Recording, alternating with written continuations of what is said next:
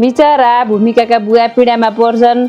अब आफ्नी छोरीलाई 30-35 लाख खर्च गरेर बिहे गर्ने आफ्नो हैसियत छैन। छोरीले 30-35 लाख खर्च गरेर बिहे गर्ने भनेकी छिन् र उनी पीडामा पर्छन्।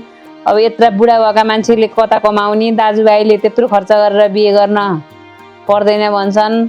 आफ्नो पीडा फेरि खर्च गरेर 30-35 लाख खर्च गरेर बिहे नगरे म मर्छु बाँच्दिनँ भनेर भूमिका भन्छन् र हुन्छ भनेर भूमिकाकी आमा पनि त्यसैमा थपिथपाउ लाउँछिन्।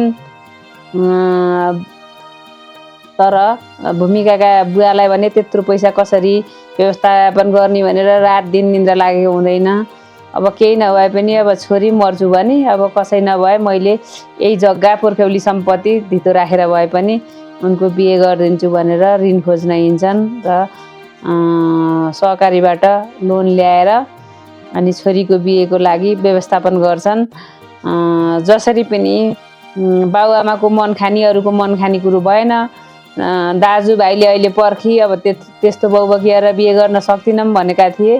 तर बाउले भने ऋणै खोजेर भए पनि छोरीको बिहे गरिदिए। अब यसरी भूमिकाका बाउले आफ्नी छोरीको लागि श्री सम्पत्ति बेचेको कुरा हजुरहरूलाई के कस्तो लाग्छ कमेन्ट गर्नुहोस् है। धन्यवाद, नमस्कार।